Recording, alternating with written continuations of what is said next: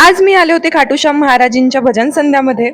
तुम्हाला माहिती आहे का खाटूश्याम कोण होते? चला तर मी सांगते. खाटूश्याम म्हणजेच बर्बरिका. खाटूश्यामची कथा महाभारत काळातील आहे, जिथे बर्बरिका हे भीम पांडव बंधूंपैकी एक यांचा नातू आणि घटोत्कचाचा मुलगा होता. बर्बरिका हे एक बलवान आणि पराक्रमी योद्धा होते, ज्यांना तीन बाणधारी म्हणून ओळखल्या जाते. बर्बरिका हे असे योद्धा होते जे आपल्या एका बाणात पूर्ण महाभारत थांबवू शकले असते. जेव्हा बर्बरी महायुद्धात जात होते तेव्हा त्यांच्या आईने त्यांना एक प्रश्न केला की युद्धात तू कोणाकडून आहे?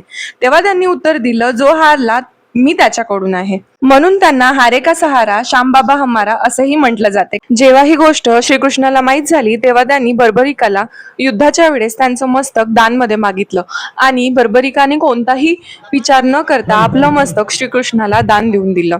बर्बरिका हे श्रीकृष्णाचे खूप मोठे भक्त होते. त्यांचा त्याग पाहून श्रीकृष्णाने त्यांना वरदान दिले की कलियुग मध्ये तू माझ्या नावाने ओळखल्या जाशील, म्हणून त्यांचे नाव खाटूश्याम पडले. म्हणून खाटूश्याम महाराजांच्या मुकुटाची पूजा केली जाते. राजस्थानला खाटूश्यामजींचं खूप मोठं मंदिर आहे. कधी गेले तर नक्की दर्शन घ्याल. भजन चालू झालं होतं 7:30ला आणि 12 कसे वाजले आम्हाला काही माहीतच नाही पडलं. आम्ही भजनामध्ये एवढं मग्न होऊन गेलो की आजूबाजूला काय चालू होतं त्याची काही कल्पनाच नाही.